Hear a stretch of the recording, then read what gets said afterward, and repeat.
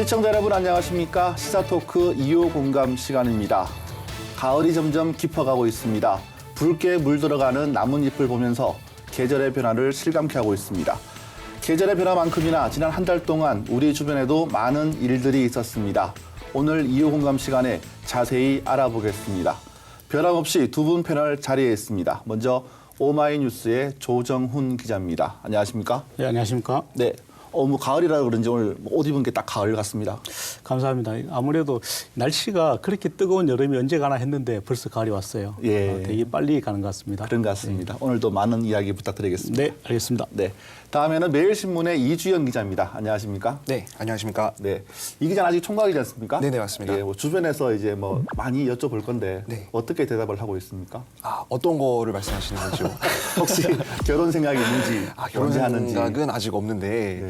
이제 꽃샘 추위가 한창일 때 이제 시사토크 2호 공감을 시작을 했었었는데 어느덧 다시 또 바람이 추워지는 계절이 왔지 않습니까? 네네. 지난 6개월, 8개월 동안 너무 이게 시사토크에만 집중한 나머지 연애를 못한 게 아닌가라는 생각을 네. 하고 있습니다. 빨리 프로를 끝나서 네. 연애를 할 수 있는 시간이 있었으면 좋겠습니다. 네, 감사합니다. 예, 오늘도 많은 활약 부탁드리겠습니다. 네. 네, 두 분 기자와 인사를 나눠봤습니다. 그럼 지금부터 시사토크 2호 공감 그 7번째 이야기를 시작해 보겠습니다.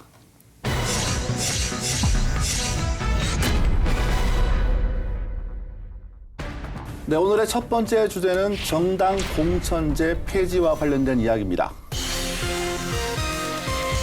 지방의회를 없애야 된다. 기초의원 자체를 없애야 한다는 공직선거법 위반 혐의로 기소된 그 지방의원들에 대해서 그 의원직 상실형을 이재만 전 최고위원을 돕기 위해서 아르바이트생의 인건비 30만 원을 동구회가 또 갑자기 좀 시끄러워졌습니다. 운영자치행정위원회 공석 자리에 대한 선임을 놓고 이제 여야 의원들의 줄다리기가 시작이 되면서 거의 사실상 뭐 식물의회로 달서구 의회가 그 개원 때부터 의장 선거를 놓고 서로 치열하게 다투기도 했었거든요. 의장 선거를 앞두고 이제 동료 의원에게 현금 100만 원을 최근에는 그 같은 그 구의원들끼리 서로 폭언을 뭐 의회를 이따위로 하느냐, 내가 하라고 했으면 해야 될 것 아니냐, 사무국 박살내겠다 등의 이제 폭언을 여러 차례 쏟았습니다.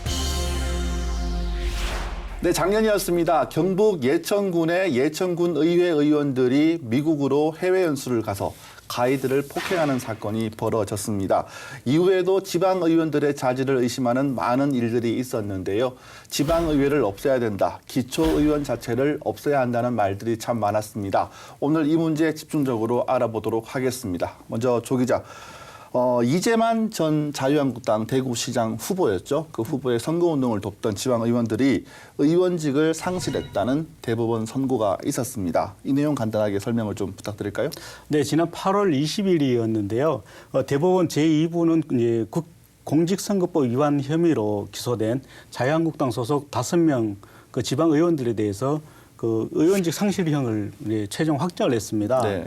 구체적으로 말씀드리면 자유한국당 소속 서호영, 김병태 대구시 의원 그리고 김태경, 황종옥 대구 동구의원 또 신경희 북구의원인데요. 이들에 대해서 벌금 100만 원을 선고한 그 항소심 판결을 대법원에서 최종으로 확정을 한 것입니다. 이들은 지난해 6.13 지방선거를 앞두고 자유한국당 대구시장 후보로 나왔던 당시 그 이재만 전 최고위원이었는데요. 네네. 이재만 전 최고위원을 위해서 일반 전화를 10대에서 20대 가량을 설치를 했습니다. 그리고 이 전화기를 자기의 휴대전화로 착신을 했는데요. 착신을 한 이후에 여론조사에서 이중으로 대답을 하는 방식으로 여론을 조작한 혐의를 받고 있습니다.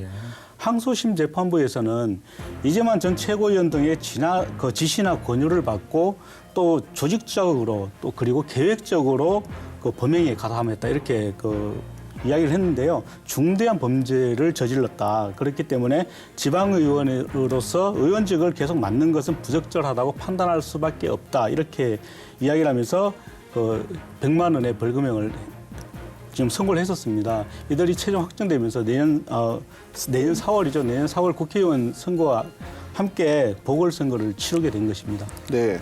뭐 이 5명 이외에도 동구의회 의원 한 분이 또 대법원 판결을 기다리고 있다고 들었거든요. 어떻게 될 것 같습니까? 네, 그렇습니다. 이주영 동구의원인데요. 이주영 의원은 지금 이재만 전 최고위원을 돕기 위해서 아르바이트생을 동원을 했습니다. 그리고 이 아르바이트생의 인건비 30만 원을 제공한 혐의로 기소가 됐는데요. 1심에서는 벌금 300만 원을 받았습니다. 그런데 이 의원이 항소를 했는데 항소에서는 벌금 80만 원으로 상당히 많은 금액이 이제 감형을 받았거든요. 네. 감형을 받았지만 하지만 이제 대법원 지금 선고가 곧 이제 나올 예정인데 대법원 선고에서는 이 80만 원에 대해서 과연 정당하다고 할 것인지 아니면은 의원직 상실형이 맞다고 판단할 것인지는 이제 두고 볼 일이죠. 네. 이 기자, 네네. 의원직을 상실한 의원이 모두 자유한국당 특정 당 소속 의원들입니다. 그렇죠? 네, 맞습니다. 이 자유한국당은 시민들에게 좀 사과를 했습니까? 어떻습니까? 네, 자유한국당 대구시당은 지난 8월 22일 시민들에게 성명서를 내고 사과를 했습니다. 대구시장은 이제 지난해 한국당 대구시당 경선 여론조사에서 이렇게 개입한 혐의로 이렇게 당 소속 지방의원 5명이 이제 당선 무효 혐의 형이 이제 확정됐다면서 그 내년 보궐선거를 치르게 된 원인을 제공한 것에 대해서 죄송하다라고 사과를 했는데요. 네. 이제 뭐 시민들에게 고개 숙여 사과드린다라고도 거듭 밝혔습니다. 대구시당은 이번 계기로 이제 보다 투명하고 공정한 공천 기준을 마련할 수 있도록 하겠다라는 이제 말도 덧붙였습니다. 더불어민주당도 가만히 있지 않았을 것 같아요. 네, 이에 대해 더불어민주당 이제 대구 동구을 지역위원회는 논평을 통해서 한국당이 일말의 양심이 있다면은 내년 보궐선거에 이제 후보를 내서는 안 된다라고 비판했습니다. 네. 동구의회가 또 갑자기 좀 시끄러워졌습니다. 네, 자유한국당 의원들의 이제 의원직을 상실하면서 다수당이 바뀌었다 그러더라고요. 네, 맞습니다. 이게 원래 동구의회 같은 경우에는 이제 모두 16명입니다. 이 중에서 자유한국당 소속이 8명, 더불어민주당 소속이 7명, 바른미래당 소속이 1명이었습니다. 네. 그런데 이번에 자유한국당 의원 2명이 이렇게 의원직을 이제 상실하게 되면서 말 그대로 이제 다수당이 역전되는 현상이 벌어졌는데요. 또 이제 황종욱 의원이 맡고 있던 운영자치행정위원회 이제 위원장 자리도 공석이 됐습니다. 네. 그래서 이에 따른 이제 뭐 공석이 됐으니까 공석 자리에 대한 선임을 놓고 이제 여야 의원들의 줄다리기가 시작이 되면서 거의 사실상 뭐 식물의회로 전락했습니다. 이제 한국당 측은 이주용 운영자치행정 부위원장이 직무대행을 해야 된다라고 주장을 하고 있는데요. 네네. 이와 관련해서 민주당 측은 이를 받아들이기 어렵다는 주장입니다. 또 이제 이주영 의원도 결국에는 이제 대법원의 선고를 앞두고 있기 때문에 조금 위원장 자리로는 조금 부적격하지 않느냐라는 의견입니다. 네. 네, 그렇습니다. 그래서 이제 자유한국당 소속이 이제 오세후 동구의 의장이 이런 얘기를 했어요. 운영자치위원장의 선임에 대해서 표결안이 동구의 의회 조례에 부합하지 않는다라고 얘기를 했는데요.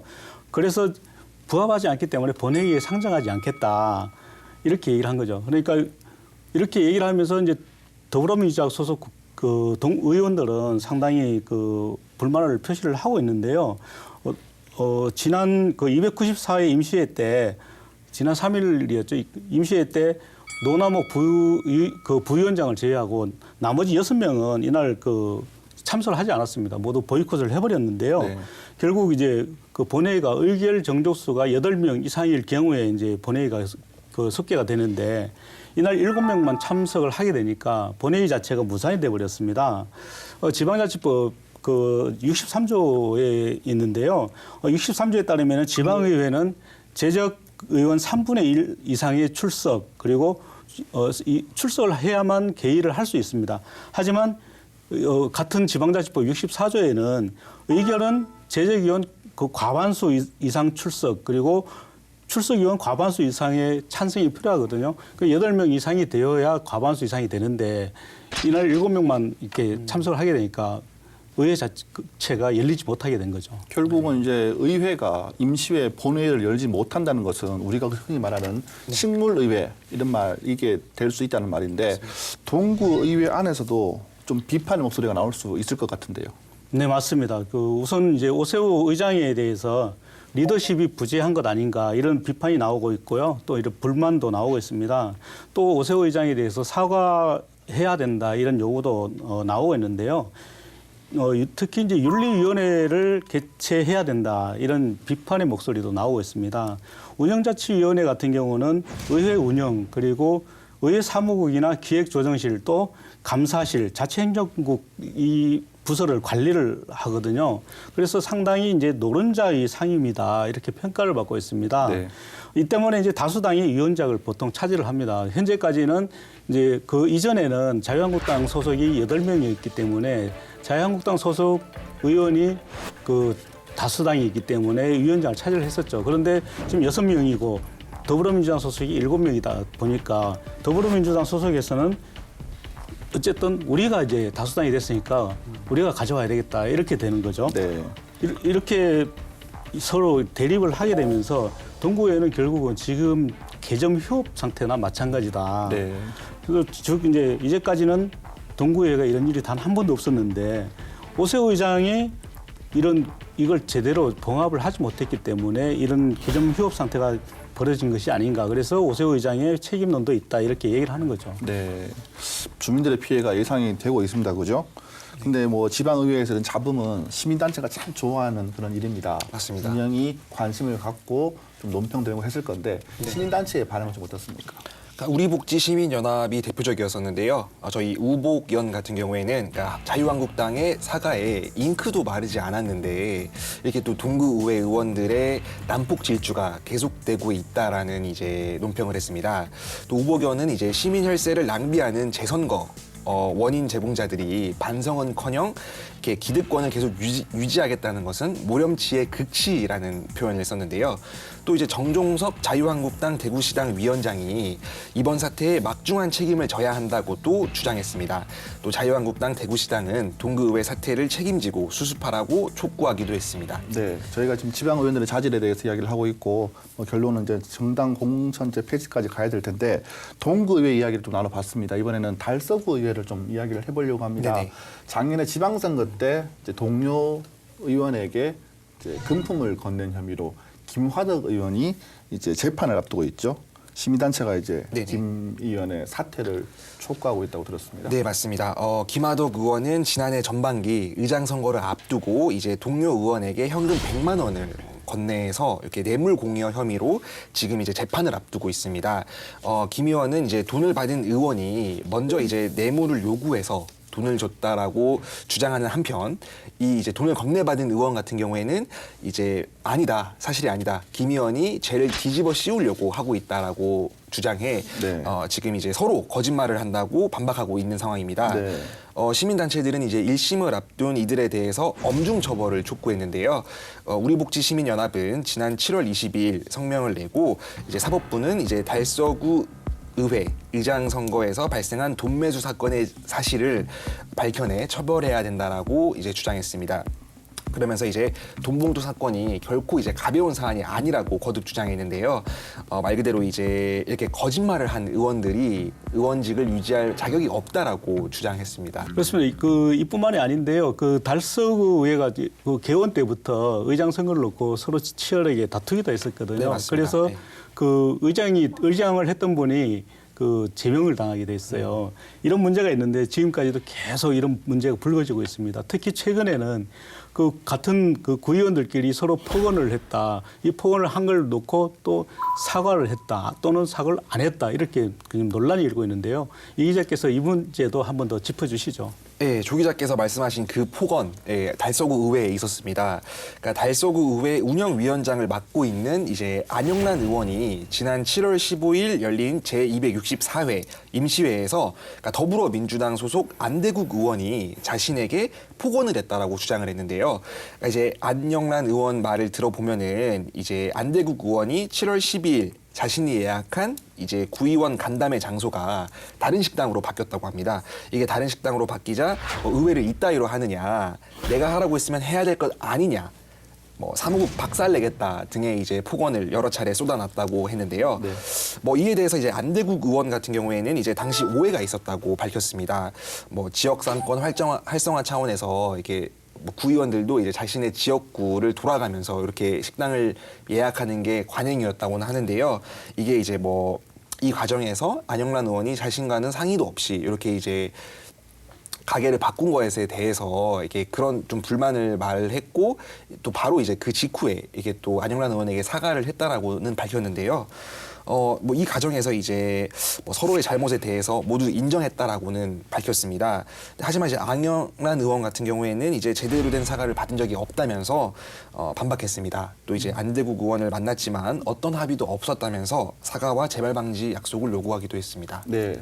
뭐 지방의회 같은 경우 다는 그렇지 않겠지만 보통은 회의를 하고 나서 회의가 끝나고 의원들끼리 가서 식사하는 자리가 있는데 보통 이렇게 지역구를 돌아가면서 식사를 한대요. 그날도 이제 안대국 의원이 소개한 식당에 가서 의원들이 다 하기로 했는데 안영란 의원이 이제 의회 운영위원장을 맡고 있지 그쵸. 않습니까? 예. 운영위원 회의를 끝나고 안대국 의원이 요구했던 그 식당에서 한번 갔었답니다. 네. 그래서 전체 간다면은 그 갔었기 때문에 이제 옮기는 과정에서 좀 오해가 있었던 것 같은데 뭐 뿐만 아닙니다. 안대국 의원은 구정 질문을 하는 과정에서 뭐 질의 내용을 사전에 집행부에 전달을 해야 된다. 이런 발언을 해서 논란이 또 일기도 했었습니다. 예, 그렇습니다. 예, 저 지난 6월 28일이었는데요. 제263 임시 본회의에서 의사 진행 발언을 통해서 그렇게 얘기를 했습니다. 그 안대국 의원이 국회의원과 달리 지방의원은 면책 특권이 없다. 그렇기 때문에 의원들이 인지하고 그 질의하기 위해서는 미리 집행부에 질문서를 먼저 전달을 해야 된다. 이렇게 얘기를 했는데요. 이 같은 주장에 대해서 이제 시민단체들은 노골적으로 구청장 편들기 하는 게 아니냐 이렇게 이야기를 했습니다. 즉 의정 활동을 위축시키는 그 발언이다 이렇게 그 주장을 하면서 비판을 했는데요. 이 자체가 그 안대국 의원이 그동안 그 더불어민주당 소속이긴 하지만 이태원 달서구청장과 좀 친하다는 이야기가 좀 있었고요. 또 이태원 달서구청장이 그 질문했을 때 답변하기 곤란한 질문이 여러 차례 있었다고 합니다. 그럴 때마다 편들기를 했다라는 의혹도 좀 제기가 되고 있는데요. 이 부분은 좀 논란의 비판이 되고 있습니다. 근데 안대국 의원 이야기가 또 나오는데 이분이 이제 윤리위원으로 선임이 됐어요. 상임위원회에. 윤리위원 선임을 놓고도 또 이야기가 많지 않겠습니까? 어떻습니까?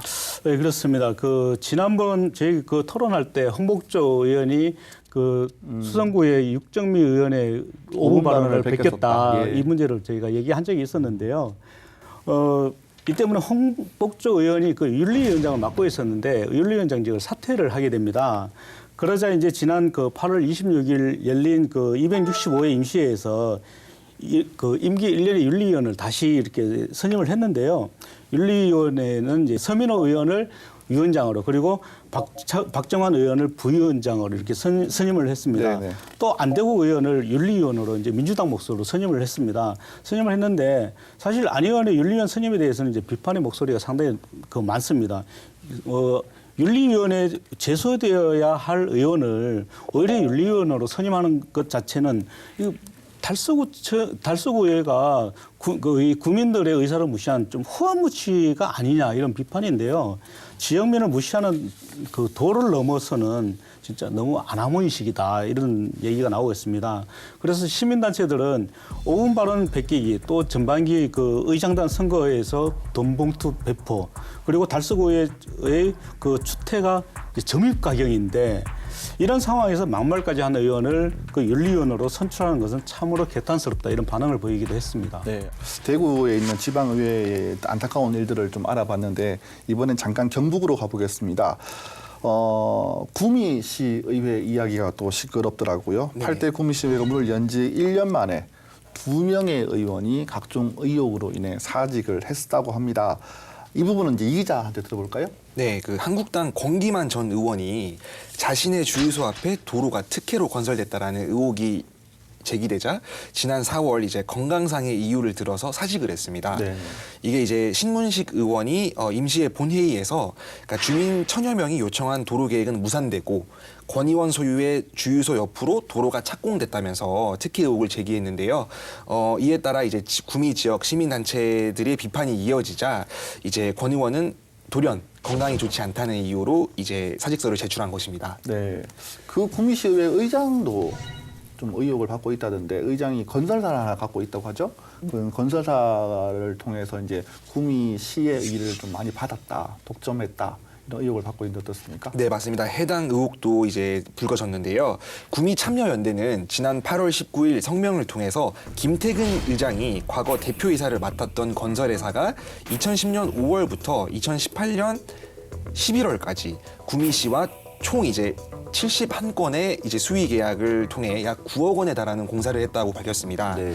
또 김 의장은 지난 2006년 시의원에 처음 당선된 이후에 대표이사 자리를 직원 등에게 넘겼지만은 김 의장과 가족이 건설회사의 주식을 모두 보유하고 있어 현재는 뭐 김 의장의 아들이 대표이사직을 맡고 있고 또 이제 특혜 의혹이 짙다고 보고 있습니다. 이게 사실상 뭐 가족 경영을 하고 있는 상태니까 네. 당연히 그 특혜 의혹도 이제 김 의장이 받고 있는데요. 김 의장은 근데 이에 대해서 구미 시민에게 드리는 사과문이라는 글을 통해서 이게 심정을 밝혔는데요. 뭐 수의 계약건과 관련해 어떠한 개입도 하지 않는 등 경영에 관여한 사실은 없다라고 세기를 박았습니다. 어떤 계약이든 또 그 계약이 돈이 걸려있든 안 걸려있든 간에 한쪽으로 너무 치우치고 몰리면 의혹을 받을 수밖에 없는 것 같아요. 의혹이 나올 수밖에 네, 없죠. 그게 특혜 뭐 의혹이 있을 수밖에 없는 것 같은데 또 다른 그 한국당 소속의 김낙관 의원이라고 있다고 들었습니다. 그 폐쇄여러 TV 영상을 빼간 것이 이제 들통이 나서 경찰 조사를 받고 있다고 하는데 이 부분은 조 기자가 말씀해 주실까요? 예, 그렇습니다. 김낙관 의원은 그 지난 6월 12일 구미시 원남동에 있는 경로당 두 곳을 들어갔습니다. 그래서 CCTV 영상을 열람을 하고 또 본인이 가져간 USB에다 그 영상 파일을 담아가지고 간 혐의를 받고 있는데요. 이때 이제 김낙관 의원이 그 이 지역에 있는 새마을금고 직원하고 같이 갔다고 하더라고요. 김 의원은 이 지역에 있는 새마을금고의 부이사장을 맡고 있다고 합니다. 그래서 이사장의 이 새마을금고 그 선거를 앞두고 있는데 이 현 이사장을 돕기 위해서 그렇게 한 게 아닌가 이런 지금 의구심이 들고 있습니다. 김 의원은 이제 경찰 조사를 받았는데요. 경찰 조사에서 CCTV 시스템을 점검하기 위해서 복사를 했다 이렇게 시인을 했습니다. 시인을 했지만 경로당에서는 이제 사전 동의를 받지 않았기 때문에 사생활을 침해했다 이렇게 반박을 하고 있는데요. 경로당 관계자는 이렇게 얘기를 하고 했습니다. 새마을금고 이사장 선거에 출마한 지인을 돕기 위해 이 지인이 이제 그 현 이사장입니다. 지인을 돕기 위해서 시의원 신분을 이용한 게 아니냐. 그렇기 때문에 명백한 불법 행위다 이렇게 얘기를 하고 있고요. 또 그 구미 그 YMC에서도 사생활이 담긴 CCTV를 그 CCTV 녹화 자료를 불법으로 열람하고 외부로 유출한 것은 시의원의 윤리의식이 바닥 수준이기 때문에 그런 게 아니냐 이렇게 비판을 했습니다.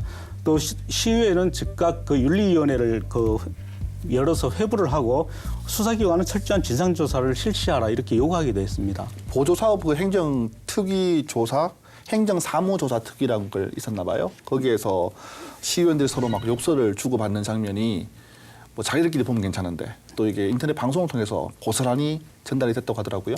예, 그렇습니다. 이 보조사업 그 행정사무조사 특위는 그 구미시에서 올해까지 모두 19회째 지금 진행해오고 있는 정수 그 문화대전이라는 사업입니다. 네, 이 네. 정수 문화대전 그 사업에 대해서 신문식 의원이 여러 차례 문제 제기를 해왔습니다.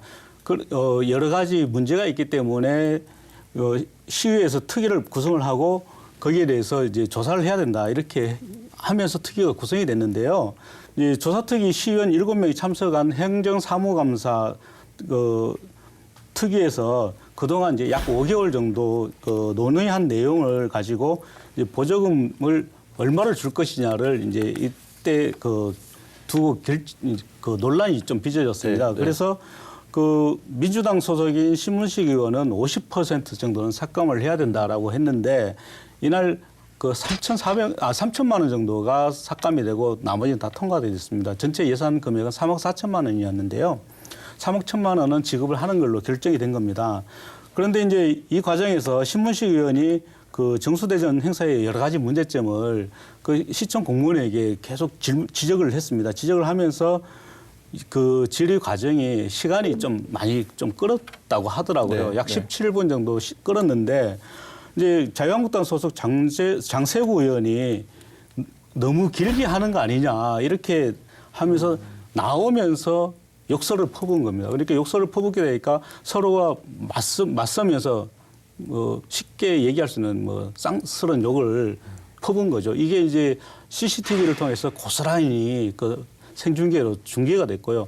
이게 그대로 또 남아 있었습니다. 남아 있다 보니까 그 많은 구미 시민들이 이 영상을 보게 된 거죠.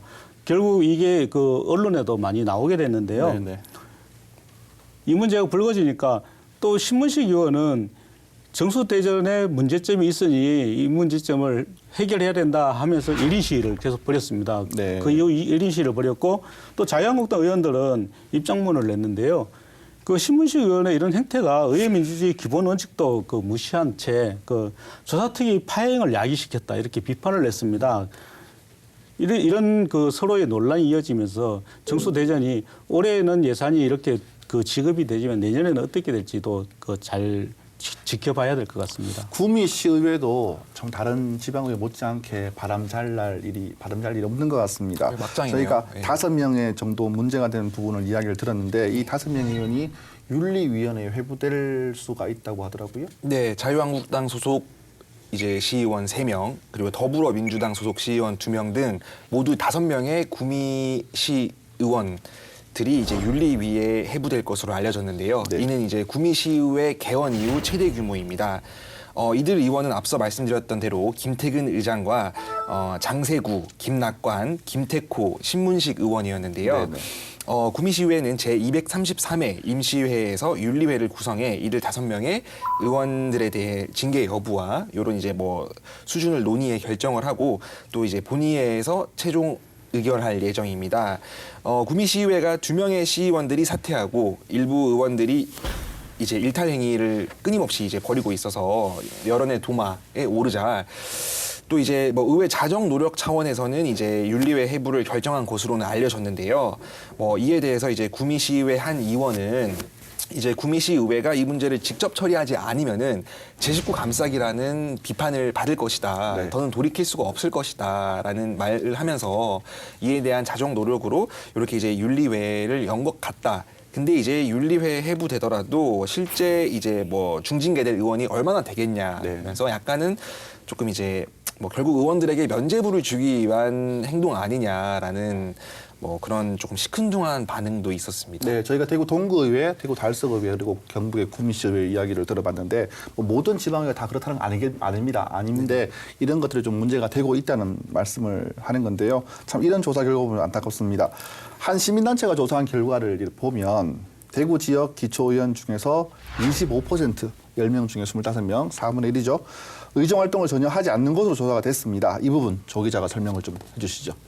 예, 대구 참여연대 그리고 대구 IMCA 등 그 시민단체로 이루어진 대구시 의회 의정지기단이라고 있습니다. 이 의정지기단이 대구 지역 기초의회 그 8곳에서 활동하는 기초의원 116명 가운데서 의회 의장 8명 그리고 재판 중인 4명을 뺀 104명을 상대로 조사한 내용이 있습니다. 이 조사한 내용에 따르면은 지난해 그 6월에 그 의회가 개원 그 새로 구성이 되고 된 이후부터 지난해 12월 말까지 그 6개월 동안 조례 제정 및 개정, 구정 질의 그리고 5분 자유 발언 또 행정사무감사 때 시정 요구한 것과 또 건의사항 그리고 청원 및 진정 처리 활동을 얼마나 했는지 이걸 조사한 게 있는데요. 굉장히 놀라운 그 결과가 나왔습니다. 전체의 25%에 해당하는 26명이 단 한 건의 의정 활동도 하지 않은 것으로 나타났는데요. 기초의회 가운데서는 북구의회가 20명 가운데서 무려 그 9명이 아무 일도 하지 않은 걸로 나타났습니다. 절반 가까이 나왔는데요. 그 다음으로는 그 달서구의회가 6명, 또 달성군 의회 4명, 그리고 수성구의회 3명, 그리고 서구의회와 동구의회가 각각 2명씩 그 아무것도 하지 않은 것으로 집계가 됐습니다. 또 이 6개월 동안 전혀 활동이 없었던 이들 그 26명 가운데는 자유한국당 소속이 모두 14명으로 가장 많았습니다. 절반을 넘었는데요. 그리고 더불어민주당이 10명, 또 바른미래당 소속 1명, 무소속 1명이었습니다. 지방의원들이 조례를 개정하거나 또 제정하거나 개정안을 내거나 또 5분 발언을 하거나 구정 질문을 하거나 이런 의정 활동들이 그들이 100% 역할을 볼 수는 없을 거예요. 그리고 이런 잣대가 지방의원들의 자질 문제를 정확하게 보는 것이 될 수도 없다는 분들도 물론 있습니다. 그렇지만 이런 것들을 보면 우리 시민들은 지방의원들이 정말 일을 하지 않는구나 그런 생각을 하면서 기초의원들에 대해서 이제 정당 공천제를 폐지하자 이런 이야기들이 나오고 있는 게 사실이거든요. 이 기자는 이 문제 어떻게 보고 있습니까? 네, 그러니까 앞서 말씀드렸듯이 이제 지역 의원들의 뭐 이런 추행의 행태나 비행들이 너무나 다양합니다. 그러니까 지금도 이제 얘기가 나왔지만은 막말, 뭐 성추행, 폭행, 욕설부터 시작해가지고 뭐 5분 발언 베끼기까지 너무나도 많아서 입에 담기도 어려울 지경인데요. 그러니까 구미시 의회는 지난해 이제 해외 연수를 다녀온 뒤에 다른 시의회 해외 연수 보고서를 그대로 베끼기까지 해서 네. 또 물의를 일으킨 적도 있습니다. 이처럼 이제 기초의원들의 자질이 낮은 것은 결국 이제 정당 공천제도 때문이라는 이런 이제 비판도 피해갈 수가 없는데요. 이 정당 공천제도, 그러니까 기초의원 정당 공천제도 같은 경우에는 지난 2006년 제4회 지방선거 때부터 도입이 됐습니다. 당시에는 기초의원과 단체장 등을 정당이 공천할 경우에 더 유능한 인재, 또 이제 책임 있는 지방자치 같은 것들을 이제 구현할 수 있다라고 생각해서 이렇게 도입이 됐는데요. 하지만 도입 당시의 취지는 온데간데 없고 어느덧 무능만 남은 것 같아요. 또 이제 지방선거 공천은 정당의 당세 확장의 수단으로 변질됐고 또 기초의원 및 기초단체장은 해당 지역구 국회의원의 하수인으로 전락했다라는 지적이 줄을 이루고 있습니다. 네, 그렇습니다. 그 지방의원이나 또 기초단체장, 정당공천의 부작용은 사실 뭐 일일이 하나하나 열거하기도 너무 힘들 정도로 많습니다. 소모적 정쟁이나 또는 고비용 그 선거구조, 공천 헌금도 이 정당 공천제가 낳은 폐해라고 그 얘기할 수 있겠는데요. 선거 때만 되면 어김없이 이제 불거지는 불공정, 또 사천 이런 논란이 많이 있고요. 또 그 전국 정당이 사실 지방선거에서 공천권을 행사한다는 것은 지방행정을 중앙정치에 예속화를 시키는 거나 다름없다 이런 비판도 지금 나오고 있거든요. 그래서 지방의원들이 중앙정당 지시나 또는 국회의원 수발에만 그 에너지를 쏟을 수밖에 없다. 그렇기 때문에 의정활동을 제대로 할 수 없다. 이런 불만도 많이 나오고 있습니다. 실제로 그 대전시 의회에 대전시에 있는 그 방차석 전 의원이라고 있습니다. 서구 의원이었는데요. 이분이 이제 그 여러 가지 문제가 있어서 공직선거법 위반이었습니다. 공직선거법 위반으로 1, 2심에서 이제 그 의원직 상실형이 선고가 되니까 대법원까지 가지 않고 사퇴를 했습니다. 사퇴를 하면서 이제 그 본인이 한 얘기가 있는데요. 정당 공천제가 없어져야 진정한 민주주의가 온다 이렇게 얘기를 했습니다. 그러면서 정당 공천제에서는 구의원이 할 수 있는 게 전혀 없다. 오히려 풀뿌리 풀뿌리 정치가 그 중앙 정치가 되면은 안 된다 이렇게 이야기를 했거든요. 또 이런 문제뿐만 아니라 정당 공천제가 지역 민심을 또 갈라놓는 역할도 하기 때문에 더욱 지방자치가 더욱 발전하기 위해서는 빨리 정당 공천제를 없애는 게 맞지 않나 이런 생각을 합니다. 진영 행정자치부 장관이죠. 취임 100일을 맞아서 한 언론과 인터뷰를 했는데 그분이 말씀하시기를 기초단체장과 기초의원에 대해서는 정당 공천제를 폐지해야 된다. 이렇게 말씀을 하셨다고 합니다. 정당 공천제 배제뿐만 아니고 기초의원들의 입후보자들부터 좀 관리를 해서 네. 등록 요건을 좀 강화시켜야 되는 거 아닌가 그런 말씀도 하셨다고 하는데 전문성 강화가 필요한 것 같습니다. 지방의원 의정 평가 시스템을 도입하는 방안도 우리가 적극적으로 고려를 해봐야 되겠습니다.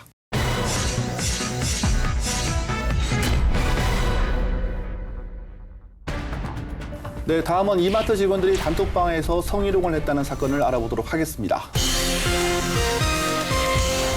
단체 대화방에서 부적절한 대화 내용이 사회적인 문제가 고객이 맡긴 노트북을 수리를 하면서 노트북에 저장된 나체 사진이라든지 이런 사진들을 보고 공유를 했습니다. 또 매장을 다녀간 그 연예인에 대해서도 몸매가 어떻다, 뭐 좋다 나쁘다 이런 얘기를 노인을 혐오하는 발언을 하기도 하는 등 프리미엄 택시라는 콘셉트 때문에 좀 유명세를 떨쳤던 타다 기사들이 공유한 단톡방이 문제가 되기도 새벽에 탑승한 그 만취 여성의 잠든 모습을 찍어서 공유를 했습니다. 예쁠 것 같다. 또는 모텔로 갈까요? 이렇게 물어봐라. 실루엣이 매우 예쁜 여자다. 이런 식으로. 이마트 전자 매장에 있는 매니저들이 단톡방을 만들어서 문제가 되고 있습니다. 뭐 단톡방 만든 것 자체가 문제가 되는 건 아니고요. 고객들을 비하하거나 그 안에서 여성 고객을 성희롱하는 사건이 발생이 됐었습니다. 뭐 고객 정보를 불법으로 공유한 사실도 드러나서 문제가 더욱 커지고 있는데요. 이 문제 짚었으면 합니다. 먼저 조 기자, 우선 대구 지역에 있는 시민사회 단체들이 이마트 전자 매장 매니저들이 이렇게 단체 대화방에서 했었던 내용을 공개를 하게 됐었죠. 어떤 내용이었습니까? 예, 지난 3일이었습니다. 그 대구 경북 여성단체연합 그리고 대구 소비자단체협의회 또 대구 시민단체 연대회의 이 세 개 단체가 기자회견을 열었는데요. 이마트 월배점 앞에서 기자회견을 열었습니다. 이들은 지난 6월 말에 이마트에 근무하는 한 그 제보자로부터 받은 내용이다 이렇게 얘기를 하면서 단체 채팅방 내용을 공개를 했거든요.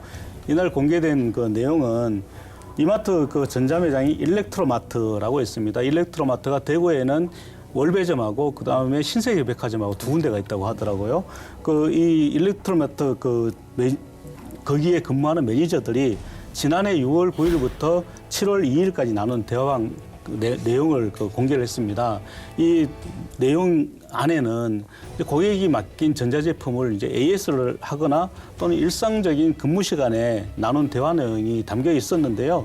직원들은 이제 고객이 맡긴 노트북을 수리를 하면서 노트북에 저장된 좀 나체 사진이라든지 이런 사진들을 보고 공유를 했습니다. 자기들끼리 공유를 하고 또 그 아이폰에 나오는 새로운 그 앱이라고 하는데요. 그 줄자 앱을 이제 여성의 가슴에 이렇게 갖다 대면은 여성의 신체 사이즈가 나온다고 합니다. 이런 그 앱을 갖다 대면서 지나가는 여성에 대한 성희롱성 발언을 하기도 했고요.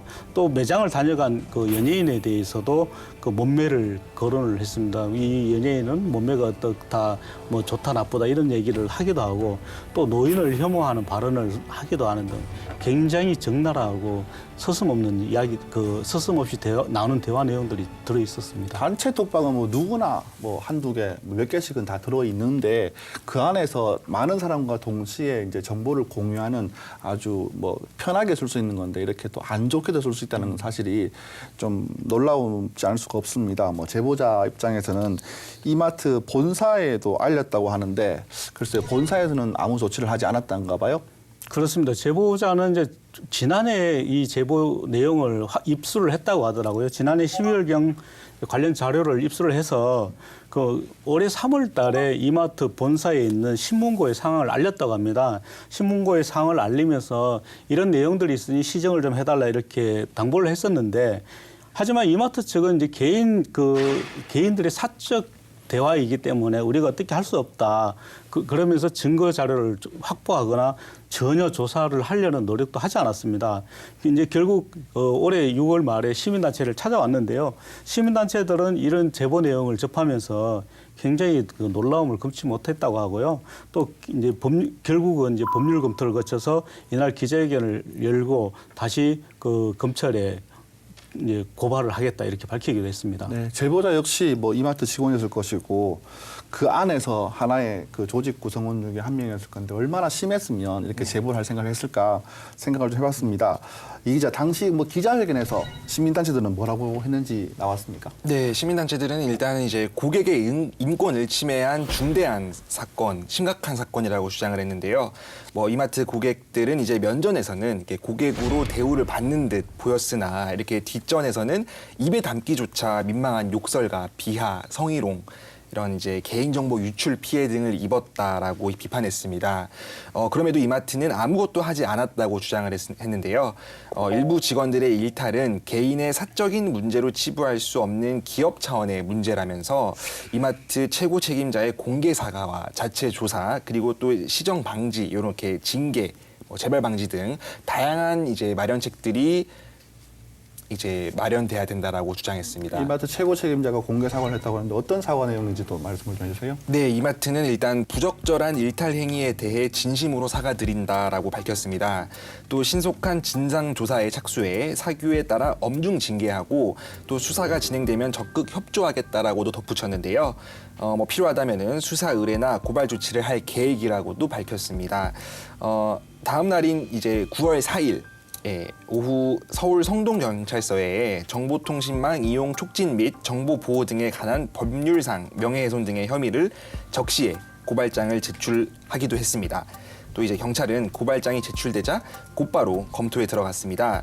욕설 등이 포함돼 있어 모욕죄 등의 혐의를 적용할 것으로 알려졌습니다. 네, 뭐 우리가 아는 유명 연예인도 단체 톡방에서 잘못된 것을 올리다가 좀 문제가 되고 있는데 이 혐의가 입증되면 어떤 처벌을 받을 수가 있습니까, 조 기자? 사실 이 그 단체 채팅방이라고는 하지만 이 개인적으로 사생활을 이야기하는 내용들이 많기 때문에 형사처벌을 하기는 굉장히 어렵습니다. 신체 접촉으로 이어지지 않는 이상 성범죄로 처벌하기 어렵다는 게 그 법률가들의 조언이거든요. 그렇지만 앞서 이제 이 기자께서 얘기하셨다시피 그 욕설이라든지 이런 게 들어있다면 모욕죄로는 처벌이 가능할 수 있을 것 같고요. 또 이 경우에도 이제 단톡방에서 오간 대화가 불특정 그 다수에게 퍼질 가능성을 뜻하는 이제 공연성이라고 있습니다. 이 공연성이 있어야만 이제 처벌이 가능한데요. 1대1로 대화를 나누거나 이렇게 할 경우에는 사실 이 불특정 다수에게 퍼지기는 쉽지가 않습니다. 그렇기 때문에 이런 경우는 이제 처벌하기가 어렵습니다. 그게 1대1이 아니라 단톡방 아니었나요? 그러니까 그렇습니다. 다수의 사람들이 네, 네. 모여있던 예, 그 자리죠. 네, 아. 그렇죠. 1대1도 문제가 될 수는 있는 거죠. 그렇죠. 문제가 될 네, 수는 네. 있는데 이제 이게 잘 드러나지 않기 때문에 처벌이 어렵다는 거죠. 네. 자신의 단톡방을 누가 보고 있다. 상상하기도 힘든 일인 것 같습니다. 소름 끼치네요. 네. 이마트뿐만 아니었습니다. 그죠? 지난 7월에는 프리미엄 택시라는 콘셉트 때문에 좀 유명세를 떨쳤던 타다 기사들이 네. 공유한 단톡방이 문제가 되기도 했었습니다. 이 문제도 좀 말씀을 해 주실까요? 예, 사실 우리 대구에서는 타다 택시가 거의 없기 때문에 아마 우리 이 프로를 보시는 시청자들 분들께서는 잘 모르실 것 같아요. 그렇지만 이제 서울이나 수도권에서는 이 타다 택시가 상당히 인기가 있습니다. 그래서 이 타다 택시를 그 안전하다고 믿고 이용을 많이 하고 있는데요. 타다 운전 기사들이 이제 단체 채팅방을 통해서 새벽에 탑승한 그 만취 여성의 그 잠든 모습을 찍어서 공유를 했습니다. 그리고 성희롱 발언을 주고받은 내용이 공개가 됐는데요. 이게 지난 6월 29일이었습니다. 6월 29일 새벽 타다 기사들이 이제 단체 그 채팅방에서 만취 상태의 그 여성 사진이 올라왔습니다. 이 사진은 이 여성이 술 취한 상태로 차량 뒷좌석에 누워 있는 사진이었는데 얼굴은 이제 사실 운전석에 가려져서 보이지 않았지만 이 옷매무새가 좀 흐트러진 상태였거든요. 그런 모습을 보고 기사들은 예쁠 것 같다 또는 모텔로 갈까요? 이렇게 물어봐라 또는 그 실루엣이 매우 예쁜 여자다 이런 식으로 대화를 나눈 것입니다. 이런 발언 자체가 사실 성희롱성 발언이거든요. 실제로 타다 기사들의 그 단톡방에 이제 참여했던 한 기사는 이런 얘기를 했습니다. 이번에 드러난 피해 여성 말고도 기사들 사이에서는 그 여러 차례 그 성희롱성 발언이나 사진 등이 올라왔었다. 이게 이번 한두 번만은 아니었다 이렇게 얘기를 했습니다. 네. 뭐 이마트와 타다뿐만 아니라 지금까지 여러 곳의 단체 대화방에서 부적절한 대화 내용이 사회적인 문제가 된 적이 많았습니다. 뭐 특히 대학가에서도 문제가 된 경우가 많은 것 같은데 어떤 내용이 있는지 이 기자가 말씀을 좀 해주실까요? 네, 대학가에서도 사실 이런 종류의 사건 사고는 끊이지 않았는데요. 대학가뿐만 아니겠습니까? 맞습니다. 예. 네, 지난 3월 이제 경인교육대학교의 체육교육학과 1호학번 남학생들 사이에서 이렇게 단톡방에 여학생들을 성희롱한 정황이 이제 공개가 됐습니다. 뭐 당시 이제 경인교대 대나무숲이라고 이렇게 대학생들이 많이 이용하는 그 온라인 그 익명 SNS가 있는데 이 대나무숲 페이지에 올라온 카톡 캡처 본에는 뭐 휴가 때마다 이제 특정 여학생을 이제 이름을 적어놓고 이 여학생이랑 휴가 때마다 성관계 하면서 군대 한 번 더 가기 대 이제 대학 내내 성관계 안 하기 아예 투표죠. 자기네들끼리 이제 적어놓은 투표인데 이런 이제 투표 글을 올려서 특정 여학생을 성희롱하는 내용이 알려졌습니다. 사실상 이게 뭐 성희롱 차원을 넘어서 성희롱 차원을 넘어선 이거는 한 개인을 파묻는 경우를 진짜 말도 안 되는 생각합니다. 경우인데 이런 것도 있었고 또 이제 서울 교대 이제 국어교육과 성평등 공동위원회에는 지난 5월 이 학과 남자 재학생과 졸업생이 속한 단톡방에서 이제 같은 과 여학생과 성관계를 했다는 식의 이야기를 나누는 등 성희롱 메시지가 오고 갔다고도 폭로하기도 했습니다. 네. 이 두 사례는 교육대학교에서 일어났던 일인데 다른 학교들도 물론 많았습니다. 이 예비 교사들이 이런 단톡방을 운영했다는 이야기군요. 충격적이네요. 그렇죠. 사실 예비 교사들은 졸업을 하면 바로 이제 학교로 가서 학생들을 가르쳐야 되는 학생들인데 그럼에도 불구하고 성인식이 굉장히 낮았다는 거거든요. 서울교대 같은 경우는 지난 5월 달에 이런 일이 있었는데 6월 달에 2차 폭로가 또 있었습니다. 이때 그 2차 폭로에서는 어떤 얘기가 나왔냐면은 여교수와 여자 선배 또는 친구 할 것 없이 무차별적으로 성희롱을 한 내용이 공개가 됐거든요. 이들이 공개한 내용에는 신입생 환정에는 그 여자 선배 번호 따고 노는 날이다. 또는 암흑의 교수는 금단의 사랑이다. 또 여자들은 기본적으로 이기적인 동물이다. 이런 표현이 담겨 있었다고 합니다. 그리고 지난 2016년이었죠. 2016년도에는 연세대학교 학생들이 대자보를 붙이고 모 학과 남학생들의 단톡방 내용을 공개를 하기도 했었습니다. 이때는 이제 같은 과 여학생들을 외모를 비교를 하는가 하면 또 때로는 이제 맞선에서 만난 여자를 성폭행해버려라. 이 말 자체가 지금 도저히 상상할 수 없는 네, 이야기들인데 이런 이야기가 대학생들 입에서 나왔다는 거죠. 또 여자는 배달이 안 되느냐 이런 얘기도 나왔다고 하는데요. 이뿐만이 아닙니다. 서울대에서도 비슷한 내용이 또 있었거든요. 서울대 인문대 대학생들이 몰래 촬영한 여학생들이 사진을 함께 나누면서 성희롱을 하기도 했다고 합니다. 또 고려대 남학생들 같은 경우는 8명이 1년이 넘도록 선후배와 동기 그리고 여학생들을 성희롱하기도 했다가 발각이 되기도 했습니다. 네. 대학생들은 이런 수준 이하의 단톡방, 성희롱 자체가 문제가 되고 있다는 말인데 어떤 처벌을 받을 수 있습니까? 어떻습니까? 사실 지금까지 대학생들이 이런 그 성희롱 발언을 단톡방에서 했다가 형사적인 처벌을 받은 예는 거의 없습니다. 그 고려대학교 같은 경우는 이제 단톡방에서 성희롱을 일삼은 학생들에게 그 발언 수위에 따라서 사회봉사 명령에서부터 5개월간의 정학 처분을 내린 적이 있고요. 또 동국대학교는 이제 지난해 그 단톡방에서 같은 과 여학생을 상대로 성희롱을 한 남학생들에 대해서 무기정학 처분을 내렸습니다. 그리고 경찰대학교도 2017년도에 그 운동부 단톡방에서 여학생 이름을 부르면서 성희롱을 한 학생이 있었는데요. 1학년 재학생이었는데 당시 이제 퇴학 처분을 내렸습니다. 그런데 이 학생이 그 퇴학 처분은 너무 과하다 그러면서 그 학교를 상대로 소송을 벌였거든요. 학교를 상대로 소송을 벌였는데 재판부에서는 그 인격적으로 그 배움과 성숙 과정이 있는 어린 학생이다. 뭐 지금 1학년이면 우리 나이로 20살입니까? 20살 정도 되겠죠. 20살 정도 되는데 그 성숙 그 인격적으로 배움과 성숙 과정에 있는 어린 학생이다. 이렇게 판결을 했고요. 그러면서 대학생 신분을 박탈하는 것은 좀 과하다. 이렇게 해서 이 학생은 다시 학교에 들어가게 됐습니다. 글쎄요. 재판부가 어떤 생각을 하고 그런 판결을 내는지 모르겠는데 저는 이제 말만 들어도 되게 소름 끼칠 정도로 그런 발언 수위가 높다고 생각을 하거든요. 명백한 범죄라고 생각이 드는데 처벌은 약하다고 하니 좀 이해가 되지 않습니다. 어떻습니까? 네, 저도 이제 20살이면은 엄연한 성인이고 이게 성인이 되면서 대학 교육을 받는 건데 이제 20살은 너무 어리다라고 생각하는 재판부의 의도는 저도 섣불리 이해하기가 힘든데요. 자기의 말과 행동에 책임을 줄 수 있는 나이라고 그쵸. 생각이 되지 네. 않겠습니까? 그렇기 때문에 성인의 자격을 부여하는 건데도 그럼요. 투표권도 주잖아요. 그렇죠, 그렇죠. 네. 근데 일단 이제 단톡방에서 사람을 대상으로 이제 성적인 농담을 하고 음란문을 보낸다면은 이 통신 매체를 이용한 음란 행위에 해당하는데요. 2년 이하의 징역 또는 500만 원 이하의 벌금형으로 처해질 수 있습니다. 하지만 사실상 솜방망이 처벌과 가해자들의 안일한 인식으로 인해 유사범죄로 이어진다는 지적 또한 끊이지 않았는데요. 지난해 국가인권위원회가 20대에서 40대 여성 600명을 대상으로 조사한 결과 온라인에서 성희롱, 성폭력이 일어나는 원인에 대한 조사 결과가 흥미롭습니다. 이 조사에 따르면은 온라인 성폭력은 대개 낮은 처벌 수위 때문에 이렇게 빈번하게 발생하고 있는 것이라는 응답이 압도적으로 높았는데요. 네.